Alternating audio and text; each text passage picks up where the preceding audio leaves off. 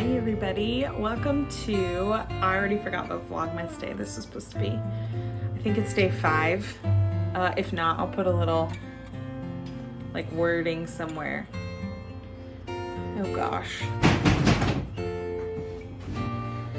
I know it's not really in focus anyway, but I can't stand it when that's open and I'm filming. We're gonna make homemade marshmallows today because tomorrow I'm gonna do a festive drink video, and I think these could go definitely on one of them, but probably on a lot of them. And if you didn't know, super quick side story, because I'm a quick storyteller. My dang timer keeps getting in the way. I keep forgetting I have a timer for stuff on my phone. So a lot of marshmallows have blue food dye in them. You can find them other places without the food dye, but you can also make them pretty simply. So come along with me, and then tomorrow you can find out how to use these on, or what drinks we're gonna put them on for Christmas season. So what I have here is half a cup of water and 3 tablespoons of gelatin, and I'm just mixing that all together.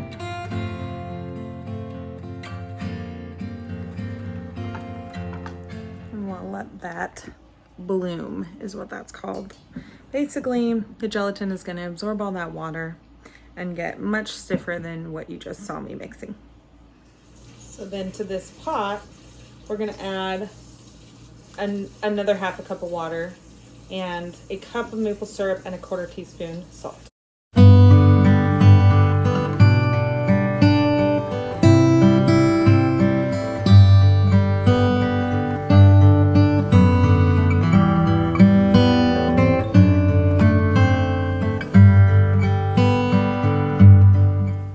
So then this pot of maple syrup, water, and salt is going to go on the stove and turn it on to a medium-high heat. You can stir it, but only for the first minute. You're looking for it to get to a temperature of 240 degrees. It's what's known as the soft boil point. The things you'll learn when you try to make some kind of candy. And you just watch it. The recipe says it takes 12 to 15 minutes to get to that point. I think actually for me it takes longer sometimes. So I'm just really diligent to keep an eye on the temperature. And when it gets to 240, whether that takes longer than 15 or a little less, I just go by the temperature, which is the better way to go. So we'll let that come to a boil. I'm keeping an eye on the time now. When we started at 4:07, and I'll let you know when it reaches that, and then we'll head on to the next step. Actually, this is important. I almost forgot that this needed to be done. While that's boiling, you want to prepare your pan that it's going to be in. So the recipe calls for some powdered sugar and some arrowroot powder and some parchment paper. I've played around with a couple of things because we totally cut those things out of our diet for a while. So I found that if I use a springform pan, so one of those like you would bake cheesecake in it. If you use one of those and you just grease it well, this works just fine. So it's a round shape, not a square shape. We don't care what shape our marshmallows are. Most of them end up being square anyway. So I'm gonna prepare that so that when the mixture is ready, I can just pour it into that pan and then let it set what it needs to set.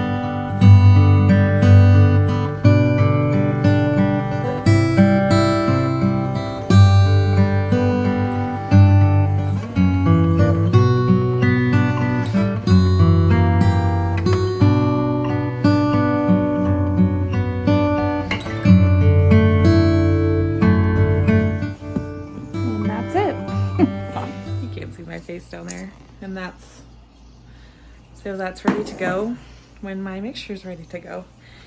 And if I come over here, it has not even begun to boil. It's barely like steaming from heat, so I had plenty of time to get all of that done. I used to be worried when I first made this, like I wouldn't start my process on the stove with the maple syrup until my gelatin was done. I could probably even do that after. And then until this was greased, because I was just so afraid that this was gonna like boil over and I wasn't gonna have time for that. But I end up having plenty of time every time. So anyway, my little spiel. So this is what my maple syrup mixture looked like after 13 minutes. And this is after, I think, around 20. So you can see mine, like I said earlier, does take longer than the 15 minutes that the recipe says. And that is why I like using a thermometer with this recipe. And here you can see how different the gelatin looks. And I just slowly poured the maple syrup over while my machine was going. And I'm whisking it faster and faster, a little bit at a time.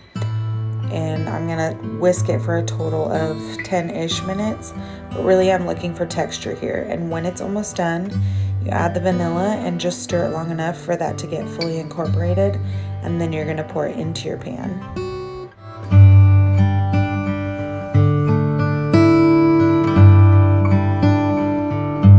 The key here is just to work as fast as you can, but don't have a panic attack over it. If it's not smooth, it's not the end of the world. They'll still cut up and be beautiful.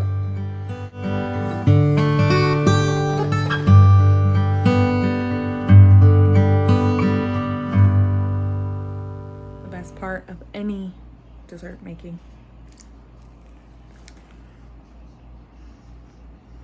The beaters. It's a very rustic looking marshmallow. I'll show you when they're all cut, but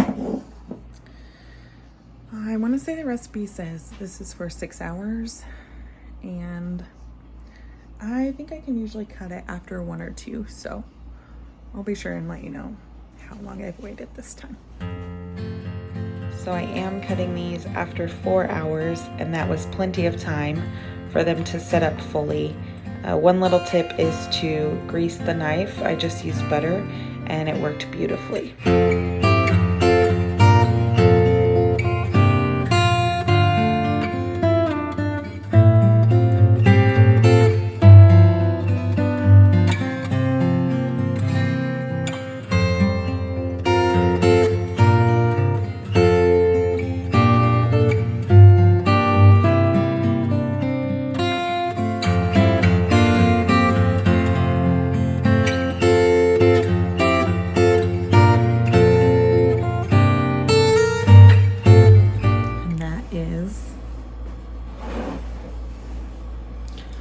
Homemade marshmallows.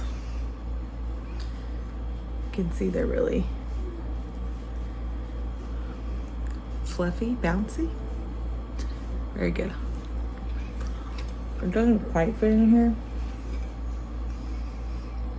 but I am gonna make hot chocolate tonight, so we'll use some of these, and then I'll be able to put this lid on it. I don't remember how long the recipe said it lasts for, but they don't last long enough in my house to worry about that. Be sure and come back tomorrow and see what kind of festive drinks we make.